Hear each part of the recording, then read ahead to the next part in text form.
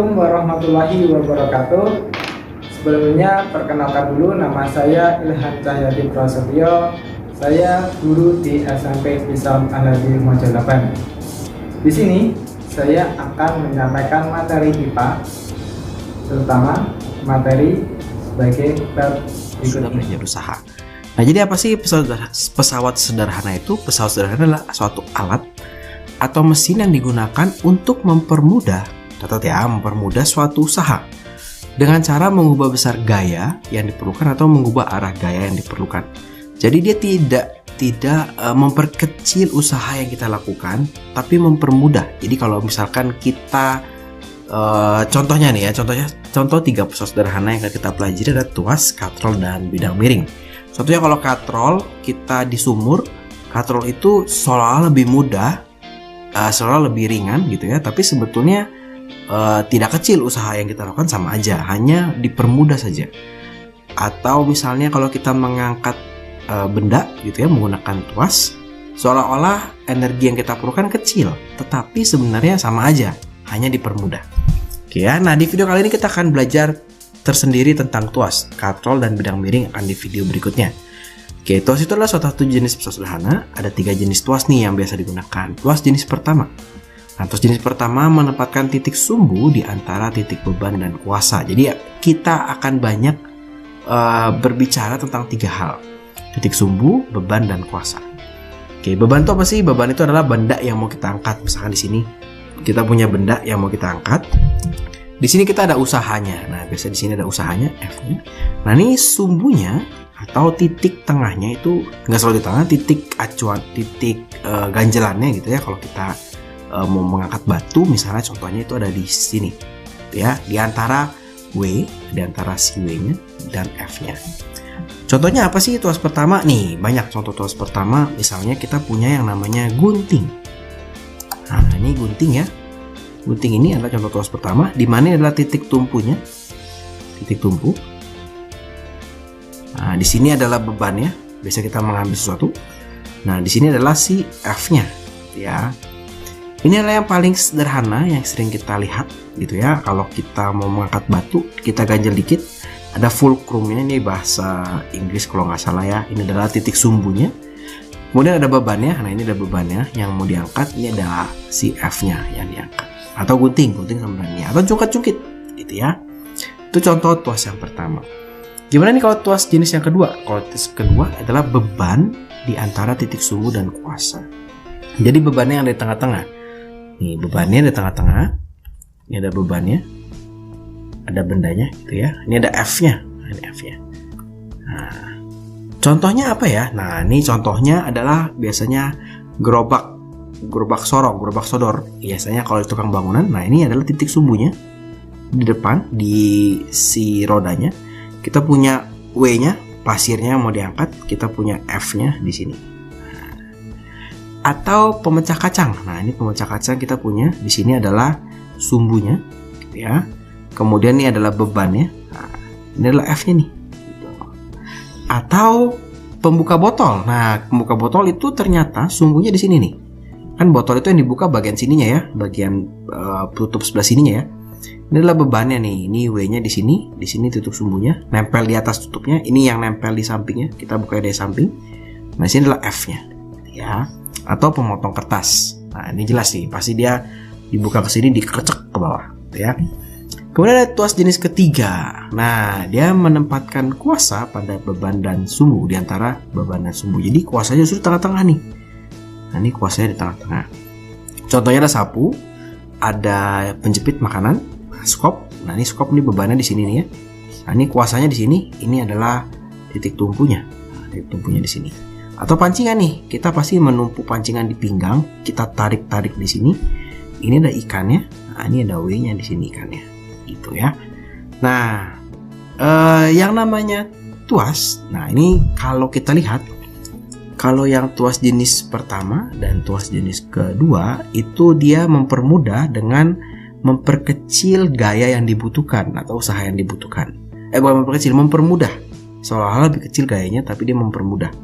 Nah, kalau tuas jenis ketiga sebetulnya gaya yang diperlukan lebih besar.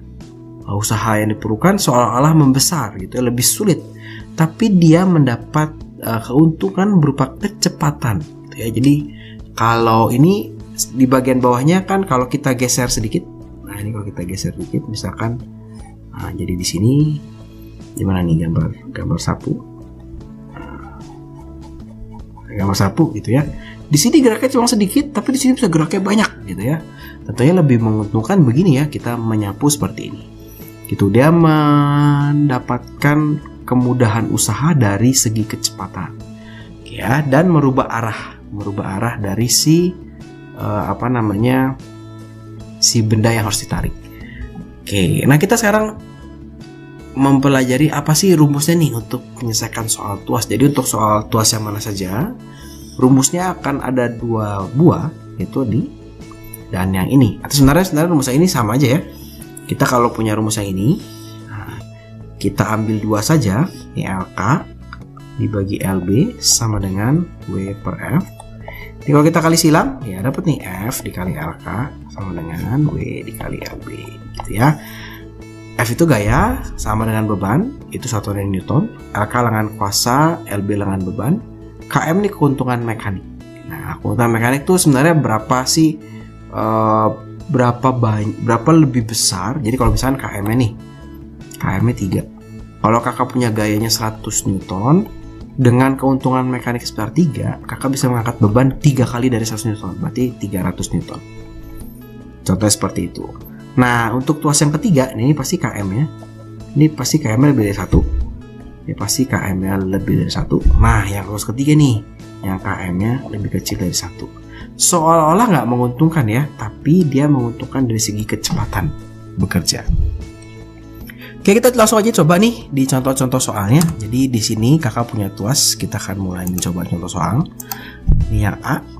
Nah, kita akan menghitung nilai yang belum diketahui. Di sini yang belum diketahuinya adalah W dan KM ya, energi mekaniknya. Yaudah, ini tuasnya paling gampang karena sudah dikasih tahu titik sumbunya. Ini 30, 1,5. Tinggal kita masukin nih, ya. F dikali LK, atau lebih mudah sebenarnya pakai gini, LK per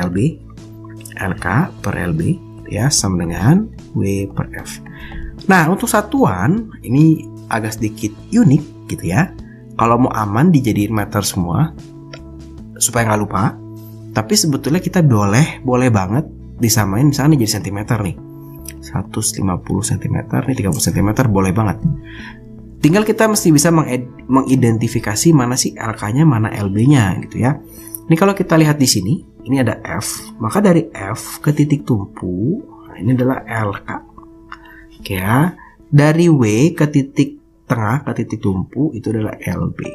Maka di sini LK-nya adalah 1,5, LB-nya adalah 30. Berarti 150 dibagi 30 sama dengan W per F-nya 125. Ini kalau dicoret sebesar 5, nah maka bisa dapat W-nya adalah 625 Newton. Nah, ketika menghitung KM, terserah mau pakai yang mana, salah satu saja ya. Misalkan pakai LK per LB, boleh nih. Berarti 150 dibagi 30, 5 kali. KM-nya ada 5 kali. KM tanpa satuan. Itu contoh soal yang pertama. Kita coba contoh soal yang kedua. Nah, ini jenis tuasnya berbeda gitu ya. Kita identifikasikan dulu LK. Nah, berarti dari F sampai titik sini ya. Nah, berarti LK-nya dari sini sampai sini nih. Ini adalah LK. Sebesar berapa nih? Oh, ini 150, berarti 150. Berarti LB-nya dari bebannya. Nah, ini dari beban. Nah, ke sini. Nah, ini adalah LB. Berapa nih? 50 cm. Oke, sekarang dicari apa? F-nya berarti ya. Yaudah, berarti LK per LB sama dengan W per F. LK-nya sebesar 150, LB-nya 50, sama dengan W-nya 240. Nah, ini hati-hati. 240 kg mesti kita kalikan 10 dulu ya, kalikan gravitasi supaya jadi W, supaya jadi berat. Dibagi F-nya, kita belum tahu F-nya. Ya, sekarang kita hitung. Berarti ini 3 sama dengan 2400 per F ya, maka 3F sama dengan 2400 dapat F-nya sebesar 800 Newton. Nah, ternyata hanya butuh 800 Newton. Berapa sih KM-nya? Nah, kita hitung KM-nya. KM terserah mau pakai mana, boleh pakai LK per LB boleh pakai W per F boleh. LK per LB berarti 150 dibagi 50 berarti sebesar 3 kali. Berarti keuntungan mekanisnya 3. Materi yang bisa saya sampaikan, mungkin ada kurang lebihnya saya mohon maaf. Saya ucapkan sekian. Wassalamualaikum warahmatullahi wabarakatuh.